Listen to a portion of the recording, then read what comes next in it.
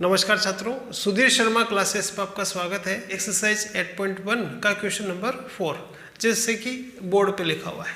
प्रश्न इस प्रकार से है कि दर्शाइए कि वर्ग के विकर्ण बराबर होते हैं तथा परस्पर समकोण पे समद्विभाजित करते हैं। हमें सिद्ध करना है कि वर्ग के विकर्ण बराबर होते हैं और दोनों विकर्ण एक दूसरे को समद्विभाजित करते हैं, आधा आधा करते हैं समकोण पर। ठीक है, तो हमने यहाँ पे लिखा दिया है एक वर्ग है, यहाँ पर वर्ग ABCD है जिसके विकर्ण AC और BD क्रमशः O बिंदु पर काटते हैं।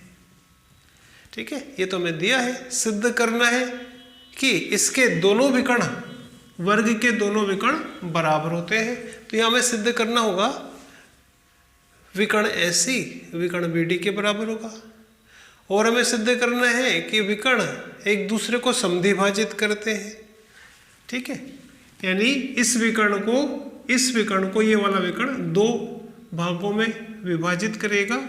यानी हमें सिद्ध करना है कि जितना OB है उतना ही OD होगा। इसी तरह से इस विकर्ण को ये समद्विभाजित करेगा। यानी हमें सिद्ध करना है कि OA जितना है उतना ही OC है। तो सेकंड में जो प्रूव करना है वो है कि ये विकर्ण एक दूसरे को समद्विभाजित करते हैं। OA बराबर OC तथा OB बराबर OD। सिद्ध करना है कि OA जितना होगा उतना ही OC होगा और OB जितना होगा उतना ही OD होगा और ये एक दूसरे को समद्विभाजित करते हैं समकोण पर। तो जब ये विकर्ण एक दूसरे को क्रॉस करेंगे, समद्विभाजित करेंगे, तो यहाँ जो एंगल बनेंगे इनके बीच में प्रत्येक एंगल होगा 90-90 का। तो यहाँ जो भी आप एंगल देख रहे हैं दोनों विकर्णों के मध्य, जब वो एक दूसरे को क्रॉस करते हैं तो एक दूसरे को समकोण पे समद्विभाजित करेंगे। यानी हमें बताना है कि कोण AOB 90 का, BOC भी 90 का, इसी तरह से प्रत्येक कोण 90 का है। ठीक है बच्चों, तो हमें विकर्ण AC और BD को बराबर करना है। तो उसके लिए हम त्रिभुज ABC और त्रिभुज ABD को सर्वांग सम करेंगे जैसे कि हमने यहाँ पे लिखा है। ठीक है, अब इनमें क्या क्या बातें बराबर है। अगर हम इन दोनों त्रिभुजों को यहाँ बाहर बना दें कि एक तो है त्रिभुज ABD और दूसरा है त्रिभुज जिसे हम ले रहे हैं वो है ABC। तो हमें त्रिभुज ABC और त्रिभुज ABD को सर्वांग सम करना है। इनमें क्या क्या बातें बराबर होगी। तो पहली बात देखिए कि चाहे वो त्रिभुज ABD हो या वो त्रिभुज ABC हो, दोनों AB पर बने हुए हैं। यानी दोनों का जो आधार है वो AB है, यानी AB दोनों में आ रहा है।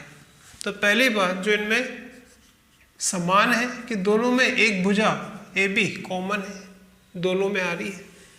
तो पहली बात AB दोनों में है, उभयनिष्ठ है। दूसरी बात, हमें ये दिया गया है कि ABCD वर्ग है, ये तो हमें दे रखा है और हम जानते हैं कि वर्ग का प्रत्येक कोण, चाहे वो A हो, B हो, C हो या D हो, प्रत्येक कोण 90 डिग्री का होता है। तो इस त्रिभुज में भी ये कोण 90 डिग्री का है और इसमें भी ये कोण 90 का है। तो इसीलिए दोनों में एक एक कोण बराबर है। कोण A बराबर है कोण B के, क्योंकि प्रत्येक कोण वर्ग में 90-90 का होता है। और हम ये भी जानते हैं कि क्योंकि वर्ग दिया हुआ है और वर्ग की सारी भुजाएं आपस में बराबर होती है, तो इसकी भुजा AD, AB, BC आपस में सब बराबर है। तो इसकी भुजा AD इसकी भुजा BC के बराबर होगी, क्योंकि AD और BC जो है AD और BC बराबर होगा क्योंकि ये वर्ग की भुजाएं हैं। तो अगली बात जो इन त्रिभुजों में सर्वांग सम होगी वो है AD बराबर BC, क्योंकि AD बराबर BC, क्योंकि वर्ग की प्रत्येक भुजाएं समान होती है। ठीक है, तो इस तरह से बच्चों इन दोनों त्रिभुजों में, जिसको भी हमने बाहर निकाल दिया, वैसे ये एक तो त्रिभुज है ABD ये वाला और एक दूसरा त्रिभुज है ABC, तो इन दोनों त्रिभुजों के अंदर तीन बातें बराबर हो गई।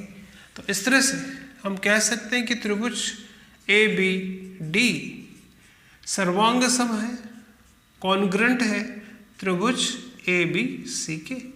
कौन सा नियम लगेगा? तो यहाँ इनको प्रूव करने के लिए कि ये इसके बराबर है, इसके लिए हमने इसकी दो भुजाएं और एक बीच का कोण लिया, और इसकी भी हमने दो भुजाएं और इसका बीच का कोण लिया, तो दो तो भुजाएं और एक बीच का कोण लिया, तो इसलिए हम कहेंगे कि SAS नियम यहाँ पे लगेगा। तो ये सिद्ध हुआ कि ये त्रिभुज जिसका नाम है ABD और ये वाला त्रिभुज जिसका नाम है ABC, ये दोनों त्रिभुज सर्वांग सम है, पूरी तरह से बराबर है। मतलब इसको उठा के अगर अपन यहाँ रख दें या इसको उठा के इस पर रख दें तो दोनों एक दूसरे को कवर करते हैं, बिल्कुल बराबर, एक दूसरे के बराबर है। तो ये सिद्ध हुआ कि दोनों त्रिभुज आपस में सर्वांग सम है। और हम जानते हैं कि जब दो त्रिभुज सर्वांग सम होते हैं तो उनके संगत भाग भी बराबर होते हैं।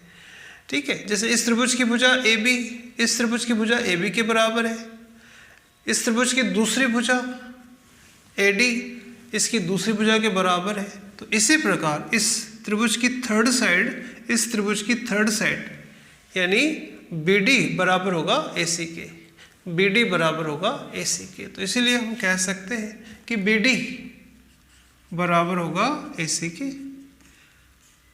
CPCT इसकी फुल फॉर्म होती है corresponding part of congruent triangle, यानी सर्वांगसम त्रिभुजों के संगत भाग बराबर होते हैं। तो इस तरह से सिद्ध हुआ कि BD विकर्ण BD बराबर होगा विकर्ण AC के। तो हमने सिद्ध किया कि वर्ग के विकर्ण बराबर होते हैं। सेकंड में ये सिद्ध करना है बच्चों में कि ये दोनों विकर्ण एक दूसरे को समद्विभाजित करते हैं। जैसे कि आप यहाँ देख रहे हैं कि विकर्ण AC है, विकर्ण AC को विकर्ण BD दो भागों में विभाजित करेगा, मतलब OA OC के बराबर होगा। इसी तरह से जो विकर्ण BD है इसको ये वाला विकर्ण दो भागों में विभाजित करेगा, मतलब OB हमें सिद्ध करना है कि OD के बराबर होगा। तो इसके लिए कि भी OA OC के बराबर हो, OB OD के बराबर, तो हम ये एक तो ये त्रिभुज लेंगे और एक ये त्रिभुज लेंगे। इस वाले त्रिभुज का नाम है AOB, ऊपर वाले त्रिभुज का नाम है COD। तो अब हम लेंगे त्रिभुज AOB और त्रिभुज COD में। बच्चों में यहाँ ले रहे हैं एक त्रिभुज AOB और एक त्रिभुज ले रहे हैं COD, इनको हम सर्वांग सम करेंगे। ठीक है, जैसे कि चित्र में आप देख रहे हैं एक तो त्रिभुज है ले रहे हैं AOB, एक त्रिभुज ले रहे हैं COD, इन्हें सर्वांग सम करना है। तीन बातें इनमें क्या बराबर होगी। पहली बात कि इस त्रिभुज AOB की भुजा AB इस त्रिभुज COD की भुजा CD के बराबर होगी, क्योंकि ये वर्ग की भुजाएं हैं और वर्ग की सभी भुजाएं आपस में बराबर होती है। तो हम कह सकते हैं कि AB बराबर होगा CD के, यहाँ हमने लिखा क्योंकि वर्ग की भुजाएं हैं इसलिए बराबर होगी। दूसरी बात, हमें ये दे रखा है कि ये एक वर्ग है, और बच्चों याद रखिए कि वर्ग भी एक समांतर चतुर्भुज होता है, यानी वर्ग की सभी भुजाएं बराबर भी होती हैं और वर्ग की सम्मुख भुजाएं समांतर भी होती है। और हमने पहले पढ़ा है कि समांतर भुजाओं को अगर ये तिर्यक रेखा काटती है तो इस तरह से ये बना कोण इस कोण के बराबर आएगा, ये वाला कोण इस कोण के बराबर होगा। ठीक है, तो ये हमें दिया गया है कि एक वर्ग है, वर्ग एक समांतर चतुर्भुज भी होता है, यानी इसमें सम्मुख भुजाएं समांतर होती है। और अगर AB समांतर है CD के और ये तिर्यक रेखा अगर इसको काटती है तो कोण इसको हम कह दें कोण नंबर 1 इसके कोण नंबर 3 के बराबर होगा, जो कि हमने यहाँ पे लिखा। क्योंकि ये जो कोण आ रहे हैं ये जेड की शेप में आ रहे हैं, तो ये कोण इस कोण के बराबर होगा, कोण 1 बराबर होगा कोण 3 के। इसी तरह से समांतर रेखा है AB और CD, लेकिन हम तिर्यक रेखा ये लेंगे तो इस तरह से ये वाला कोण इस वाले कोण के बराबर होगा, क्योंकि ये उल्टा जेड की शेप में बनेगा। तो यहाँ AB और CD समांतर है और ये तिर्यक रेखा हम लेंगे तो ये वाला कोण नंबर 4 कोण नंबर 2 के बराबर होगा। यानी ऊपर वाला जो त्रिभुज है इसका कोण नंबर 4, नीचे वाला जो त्रिभुज है इसके कोण नंबर 2 के बराबर आएगा। ठीक है बच्चों, तो इस तरह से कोण नंबर 2 इस त्रिभुज का, कोण नंबर 4 इस त्रिभुज के बराबर आएगा। तो इस तरह से इन दोनों त्रिभुजों में तीन बातें बराबर हो गई कि ए बी भुजा सी डी के बराबर है, कोण 2 4 के बराबर है, इसका कोण नंबर 1 कोण नंबर 3 के बराबर है। तो ये दोनों त्रिभुज भी सर्वांग सम होंगे। तो हम कह सकते हैं कि त्रिभुज ए ओ बी सर्वांग सम होगा त्रिभुज सी ओ डी के। और कौन सा नियम लगेगा कि दो तो हमने कोण लिए हैं और एक भुजा ली है, तो नियम लगेगा कोण भुजा कोण, कोण एंगल साइड एंगल, नियम से ये दोनों त्रिभुज सर्वांग सम होंगे। अब हमने सिद्ध किया कि ये त्रिभुज इस त्रिभुज के सर्वांग सम है। तो सर्वांग सम त्रिभुजों के संगत भाग बराबर होते हैं। जिस तरह से ए बी बराबर है सी डी के, तो ए बी की संगत भुजा है सी डी, उसी तरह से कोण 2 का संगत है 4, कोण 1 का संगत है 3। तो इसीलिए हम कह सकते हैं कि इसकी जो भुजा ओ ए है वो बराबर होगी इसकी भुजा ओ सी की। तो इसलिए हम कह सकते हैं कि जब त्रिभुज सर्वांग सम है तो इनके संगत भाग बराबर आएंगे, ओ ए बराबर होगा ओ सी के,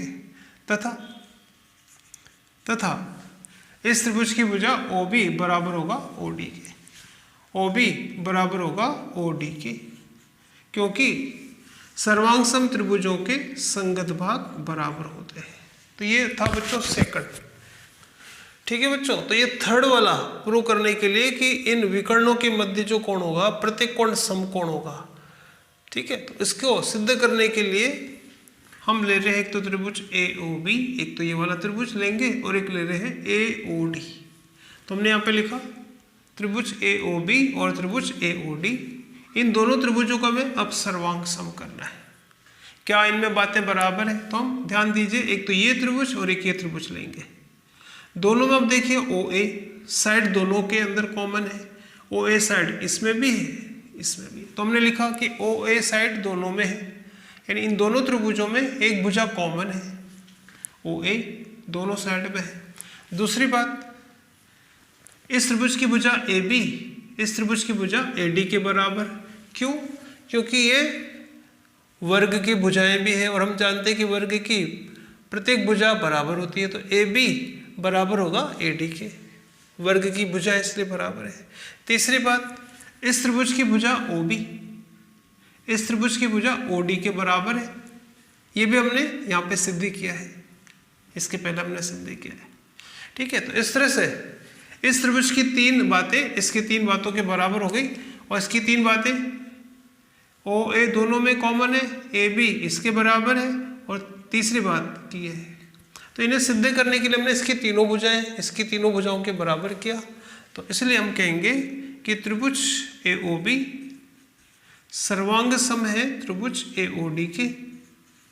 और इनको सिद्ध करने के लिए जो तीन बातें हमने ली है वो है इनकी भुजाएं। तो यहाँ नियम लगेगा भुजा भुजा भुजा नियम, एस एस एस नियम। तो ये सिद्धि किया हमने कि दोनों त्रिभुज सर्वांग सम है।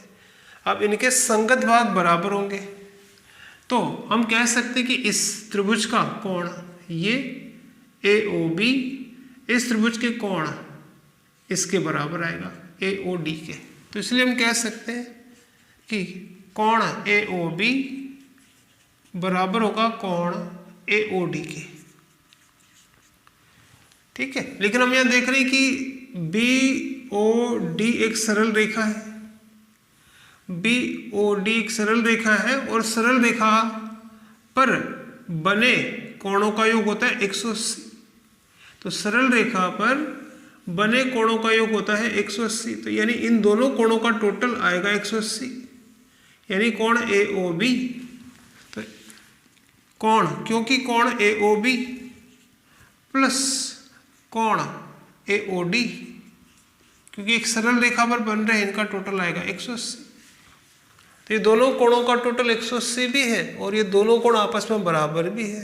तो इसीलिए है ना, तो हम यहाँ लिख सकते हैं इसीलिए कि दोनों कोणों का टोटल 180 भी है और दोनों कोण बराबर भी है। तो प्रत्येक कोण आएगा 90-90 का। तो इसलिए कोण ए ओ बी और कोण ए ओ डी दोनों बराबर है, तो प्रत्येक कोण आएगा 90-90 का। तो इस तरह से ये जो कोण है ये भी आएगा 90 का, और ये कोण है 90 का आएगा, और 90 डिग्री के सामने वाला कोण 90 का होगा, इसके भी सामने वाला कोण शीर्षाभिमुख कोण बराबर होते हैं। तो इस तरह से हमने सिद्ध किया कि प्रत्येक कोण 90 डिग्री का होगा। तो अतः ये था बच्चों क्वेश्चन नंबर 4। पहले हमने सिद्ध किया कि इसके विकर्ण बराबर होंगे, फिर हमने सिद्ध किया कि विकर्ण एक दूसरे को समद्विभाजित करते हैं, फिर हमने सिद्ध किया कि विकर्ण के मध्य जो कोण होगा 90 डिग्री का होगा, यानी ये एक दूसरे को समकोण पे समद्विभाजित करते हैं।